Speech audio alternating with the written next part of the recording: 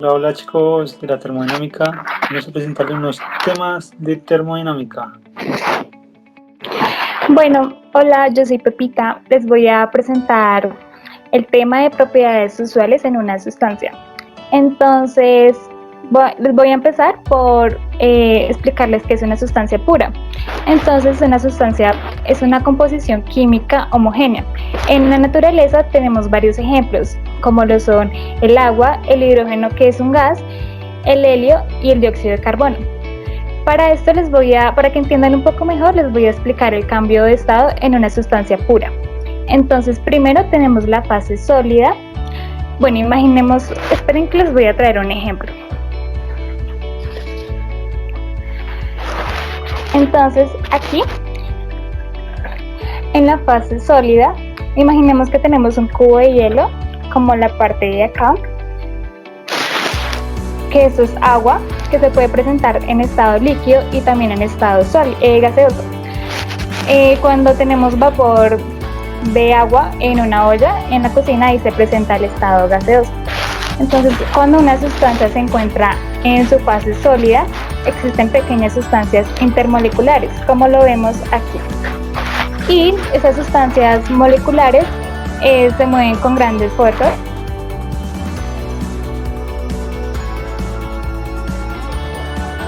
Aquí en el cubo de hielo. Mientras que en la fase líquida, que es la que está acá abajo, las distancias intermoleculares son semejantes a las del estado sólido. Sin embargo, las fuerzas intermoleculares son menores y finalmente vamos a explicar el estado gaseoso, como lo vemos aquí. En este estado gaseoso vemos como las moléculas son más separadas y se mueven con menor velocidad. El proceso por el cual una sustancia en estado sólido se transforma en líquido se llama fusión, como lo vemos acá. Y es cuando el hielo se derrite y se convierte en líquido. En la segunda, que es para pasar de líquido a gaseoso, ese proceso se llama ebullición, que es cuando ponemos una olla a hervir y se convierte en estado gaseoso por el vapor. Entonces aquí vemos el proceso contrario. Cuando pasamos de sólido a gaseoso se llama sublimación y cuando pasamos de gaseoso a líquido se llama condensación. Cuando pasamos de líquido a sólido se llama solidificación, que es cuando congelamos el líquido para convertirlo de nuevo en hielo y ahí pues se vuelve de nuevo un proceso líquido. También les voy a explicar, por ejemplo, para sacar el comportamiento de un gas ideal, que es presión, volumen, temperatura, que se puede describir en su totalidad en la siguiente ecuación.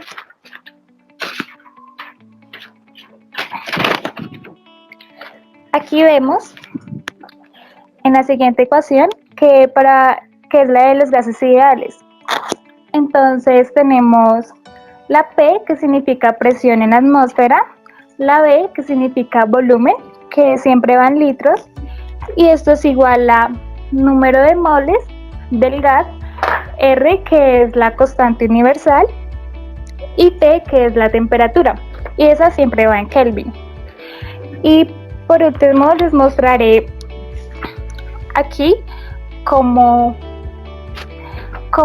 tenemos 5 fases y en la primera vamos a utilizar una temperatura de 20 grados centígrados y aquí tenemos agua, lo vamos a calentar y cuando empiece va a estar a una atmósfera. Entonces empecemos por el estado 1, que cuando ponemos la llama empieza es una llama muy baja, entonces al agregar la energía de calor, entonces suministramos esa energía y empieza la temperatura a subir, pero no mucho. Entonces en este proceso los llamamos lo llamamos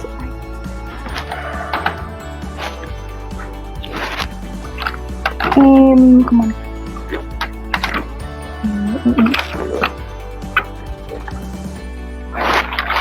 Lo llamamos solidificación. Entonces en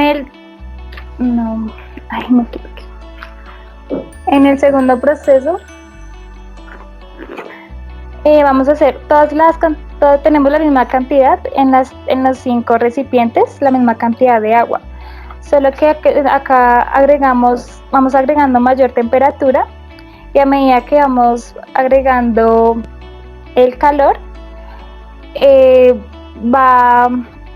algunas cambia su volumen, en otros su temperatura, y en otras eso ya es cuando se convierte totalmente en vapor. Ahora mi compañero va a explicar el siguiente tema. Adiós. Hola amigos, yo me llamo Chepe, pero no el de la novela de Chepe sin fortuna, no. Yo soy Chepe el científico y hoy vengo a hablarles sobre la dilatación térmica. Y como dijo el dermatólogo, al grano. Todos los cuerpos materiales, sólidos, líquidos, gaseosos, experimentan una dilatación de su volumen cuando aumenta su temperatura interna, dependiendo de la sustancia. Cada una posee un diferente comportamiento, el cual se registra con un coeficiente de dilatación específico para cada material. Para entender un poco más el tema, vamos a ahondar en la dilatación superficial. La dilatación térmica superficial es el aumento de las dimensiones, longitud, grosor de un cuerpo por la variación de la temperatura en él, sobre todo si se va calentando. Las partículas que forman el cuerpo, ya sean átomos o moléculas, van tomando una mayor energía cinética, es decir, se van moviendo más rápido, se agitan. Esto provoca que vayan abarcando más volumen y su densidad disminuya ligeramente. Voy a plantear varios ejemplos de la vida cotidiana en los cuales se vea reflejado la dilatación térmica superficial, y así poder entender un poco más fácil este tema tan fascinante. Ejemplo: los globos para cumpleaños, amigos. ¿Ustedes han estado en una fiesta de cumpleaños? Amigos. Sí. Claro, todos hemos estado en una fiesta de cumpleaños de algunos amigos, familiares o conocidos, y han presenciado el estallido de algunos globos sin alguna razón. Claro, ¿por qué? Qué susto, ¿verdad? En los cumpleaños donde se estima la presencia de muchas personas, se inflan los globos con menos aire de lo normal, ya que al aumentar la temperatura del recinto, estos pueden explotar de forma más rápida que si se tiene menos aire, debido a la dilatación térmica. Vamos con otro ejemplo. Todos los materiales se dilatan con el calor y se contraen con el frío. Todos los metales, perdón. Yo sé que más de uno de ustedes, amiguitos, se han asustado cuando están en sus camitas con ganas de dormir y todo ya está apagado y se empieza a escuchar ruidos extraños en la terraza o en el techo de sus casas, y empiezan a imaginarse cosas como, por ejemplo, hay duendes en la casa, o se les está metiendo los ladrones. No, o piensan que es el patas y empiezan a rezar lo poco que se acuerdan y a gritar ¡ay, santa cachucha! Pero no, muchas veces son los mismos materiales de la casa, como tejas, maderas, metales, que por haber estado expuestos a aumentos de temperatura empiezan a, como se dice coloquialmente, rechinar, ya que el frío de la noche hace que baje su temperatura y estos materiales vuelvan a su estado inicial. Vamos con otro ejemplo. Otro ejemplo muy claro de dilatación superficial es los desprendimientos o grietas enormes que se forman en las carreteras. Estas que tanto abundan en nuestro país y que a diario ocasionan centenares de accidentes viales. Este tipo de daño es debido a las carreteras construidas a base de hormigón, provocado principalmente por el calor, y se presenta generalmente en las carreteras viejas. La razón es fácil de explicar. El hormigón es un material de construcción elástico. Esto quiere decir que cuando se calienta se expande. Los extremos laterales de la carretera pueden extenderse hasta cierto punto. Si se sobrepasa cierto nivel, las fuerzas de expansión harán que el hormigón reviente y por ende que ocurra este tipo de desprendimientos. Y bueno amigos, eso ha sido todo sobre este tema tan fascinante llamado dilatación térmica. Hoy hemos puesto a descubierto varias teorías que hasta hace un momento parecían un poco paranormales y escalofriantes, pero que gracias al estudio de la ciencia se ha podido aclarar. Espero haberles sido de mucha ayuda. Recuerden que yo soy el científico Chepe. Gracias, Chepe. Hola, soy Kevincho y yo les voy a explicar algo de análisis de energía en sistemas cerrados. Es eso en el que hay un calor específico, pero también debe haber una cantidad de calor según sea el sistema. Y bueno, Chepe, dinos qué es eso de energía interna. Claro que sí, amigo. La energía interna básicamente se identifica como la energía relativa al movimiento aleatorio y desordenado de las moléculas. Esta energía es un sistema incluye energía potencial y cinética. Así es, Chepe. Es esa energía interna de un sistema que identifica cuál es esa energía relativa entre la cinética y la potencial, en el cual se presenta un cambio de energía interna que es igual al calor más el trabajo. También tenemos la ebullición en este análisis, que es el proceso opuesto a la congelación. ¿Sí? Congelación, por ejemplo, de agua que se convierte en hielo.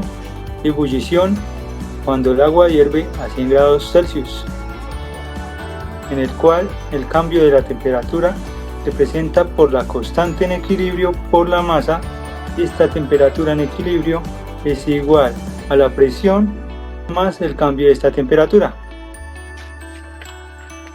Tenemos también la presión de saturación, que es esta presión en la que una temperatura determinada se presenta en las fases, como ya puede ser la de la evaporización, que se encuentra en el equilibrio, en el cual esta ecuación nos presenta que Y es igual a mx más b, y siempre la temperatura en termodinámica se presenta en Kelvin, no lo olviden amigos.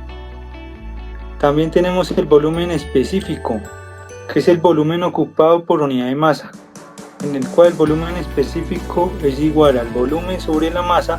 Este volumen se puede presentar en unidades de metros cúbicos y la masa en kilogramos. Tenemos la entalpía. Esa entalpía, muchachos, que es la función de estado entre la energía interna, la presión y el volumen, en el cual el cambio de la entalpía es igual a la entalpía final menos la entalpía inicial. En la entalpía también tenemos la específica, es el calor de formación en el sistema, en el cual esa entalpía está en proceso de transformación. Tenemos la entropía, sí, la entropía específica, amigos, en el cual su magnitud física en termodinámica se presenta en el calor de vaporización y se halla en la desigualdad de Clausius, que esa desigualdad no la presenta con una integral, que es la integral de camino por el del calor sobre la temperatura menor o igual a 0. Amigos, sigue mi amigo el Pollo. Hola amigos, soy Pollo. Vengo a contarles sobre la energía, o sea, la entropía y la segunda ley de la termodinámica. Bueno, ¿qué es la segunda ley de la termodinámica? Bueno, es la relación y la eficiencia limitada entre las máquinas térmicas. También es la máquina térmica extiende cierta cantidad de calor, que es una fuente de temperatura. Bueno, pero ¿qué es la energía la segunda ley de la termodinámica y qué tiene que ver con la entropía? Bueno, sabemos que para pasar de un calor, de un cuerpo caliente a un cuerpo frío, siempre va a haber un proceso, ¿no? Entonces, en el ejemplo de poner un café caliente, sí, típico, el que nos tomamos cada rato, con un vasito de hielo, siempre el calor, la temperatura va a pasar al cuerpo más frío y así nivela la temperatura. Bueno, ¿cómo la entropía interfiere con la segunda ley? Es muy fácil. Más que todo en el universo, en todo lo que podemos hacer, todo va dirigido hacia una sola dirección.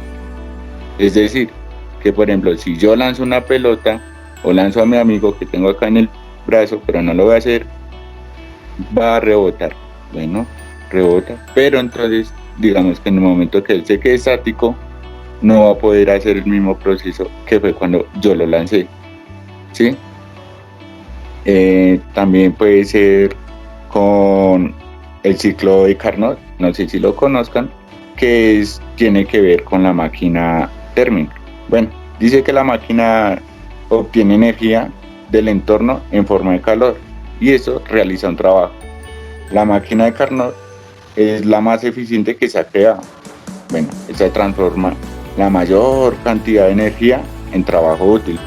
Y es físicamente hablando, es un ciclo que consta de procesos térmicos. Bueno, aquí la temperatura siempre va a ser constante y los procesos adiabáticos no se transfiere el calor. Bueno, según esto y hablando de esto de la máquina térmica, podemos decir que la primera ley de la termodinámica y el cambio de energía interno, que es la Q, que la representa el calor, W, que es el trabajo, puede ser transferido, ¿no? Hay fórmulas para calcular el trabajo y el calor, pero en este momento no la tengo, pero se las puedo dictar, que es W, o sea, el trabajo, que es calor inicial por el calor final. O sea, lo más caliente, o sea, que se transfiere entre lo más caliente a lo más frío, ¿sí? Y con eso yo ya doy por finalizado lo que tiene que ver la segunda ley de la termodinámica y la entropía. Así es, amigo el pollo. Entonces, muchas gracias, amigos de la termodinámica. Chao, Pepita. Chao. Pollo. Chao. Chao.